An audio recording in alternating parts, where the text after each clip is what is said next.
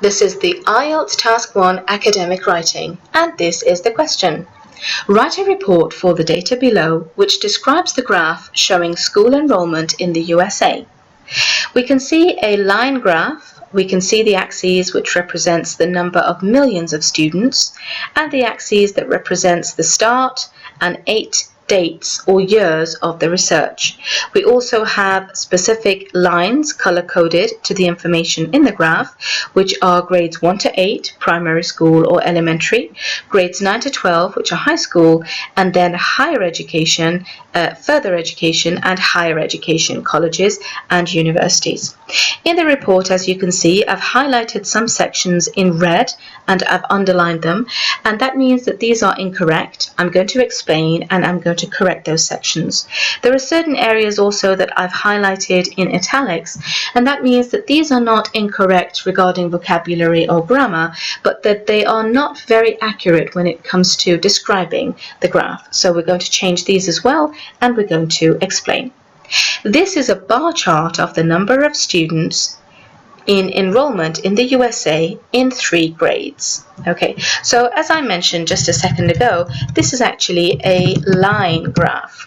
And we're calling it a line graph, firstly because we're using lines. Secondly, we use a line graph to make comparisons between 2 or more variables over a specific period of time when it comes to, for example, a difference of marks or grades or certain types of attributes to different variables. In 3 grades. Now, we're not just talking about 3 grades. As we mentioned, we're talking about 3 levels of education. So we're going to change this at 3 different levels, or you could say stages of education. Okay, and we've also been given specific dates that we need to use between the years 1890 and 2001. So now we have a very general overview of what the line graph is about with the years. Now we're going to move on to the second paragraph. In 1890, people started enrollment and it was increased and continued studying until 1940.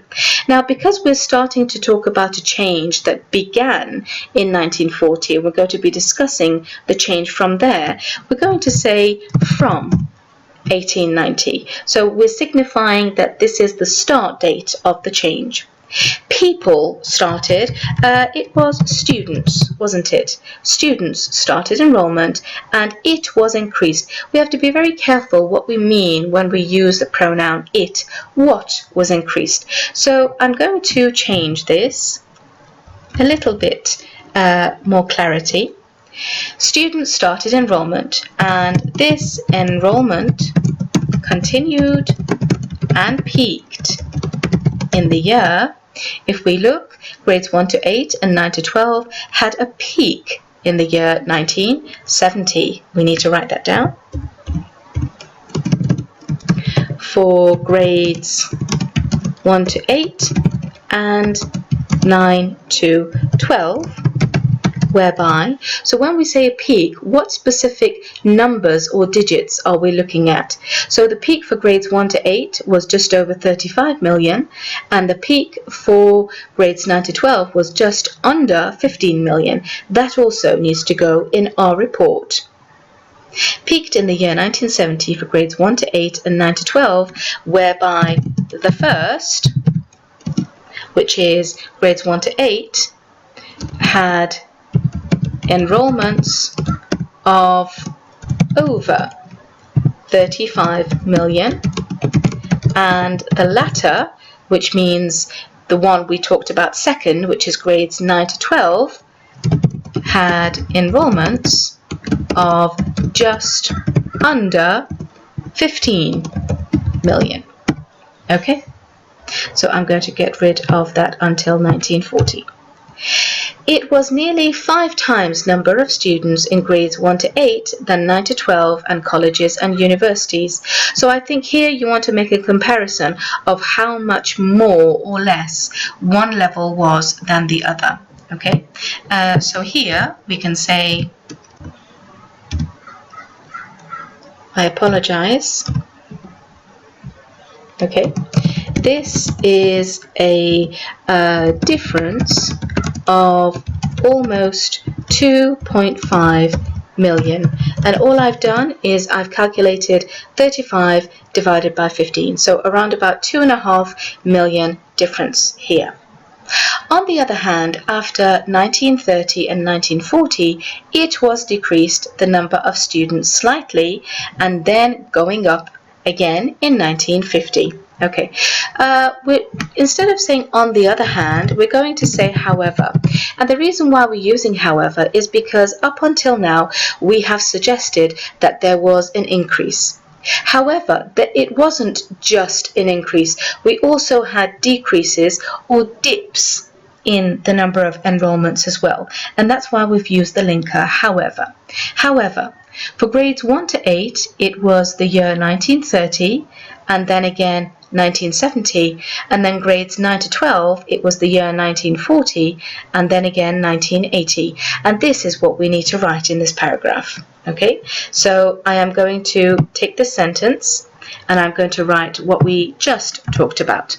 However, for grades 1 to 8, there was a significant decrease in the number of enrolments in the years, as we said, 1930 and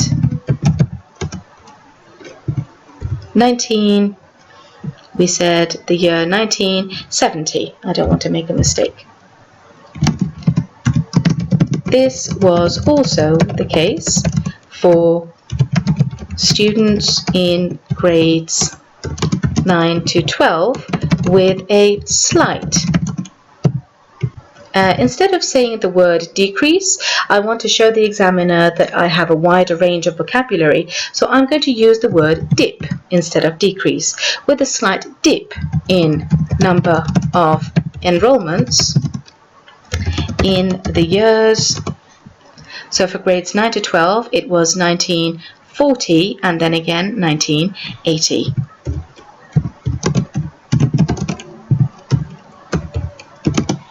Okay. After that, it was increased studying everywhere and peak was 1970 for grades 1 to 8. So after that, we're going to change the word order here. After that, we can see that there was a steady increase for grades 1 to 8, and again for grades 9 to 12 there was a steady increase. So after that, enrollment steadily increased as of the year. So for grades 1 to 8, it was 1980.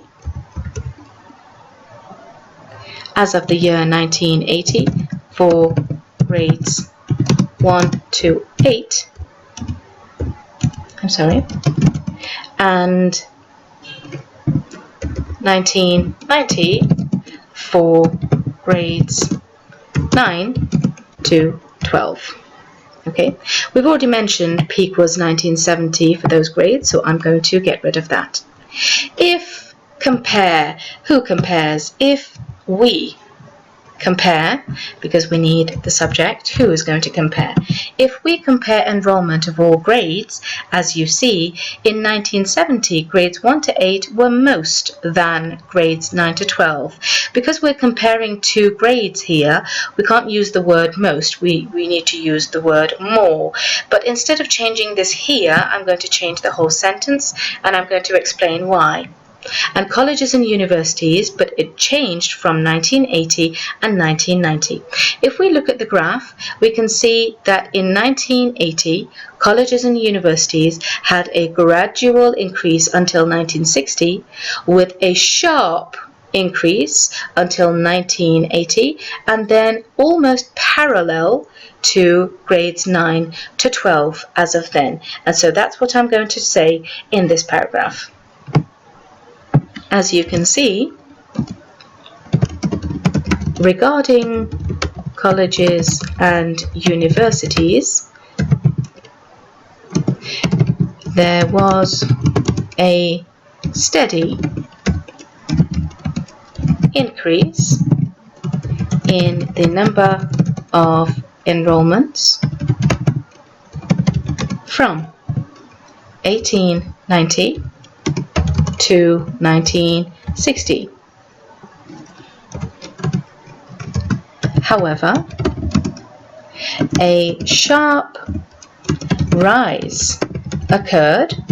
Instead of saying there was, we're just changing the format of the sentence. However, a sharp rise occurred in 1960 that lasted until it was 1990, from which point the number of enrolments were almost parallel to grades 9 to 12. So from 1990, the number of enrolments for grades 9 to 12 and colleges and universities were very similar, and that's what we've just said. Okay. It shows you grades 1 to 8 was higher enrollment in the USA, maybe cheaper schools and books. So this is our conclusion. We need to show the examiner that this is our conclusion. So overall, instead of saying it, the graph shows you grades 1 to 8 were, had the highest enrollment in the USA, yes. Now this part I'm going to delete because in a report we're basing our analysis on facts and data that we have in front of us. So we can't really speculate and give our opinion as to why we think this happened. So I'm going to end the sentence there. Thank you.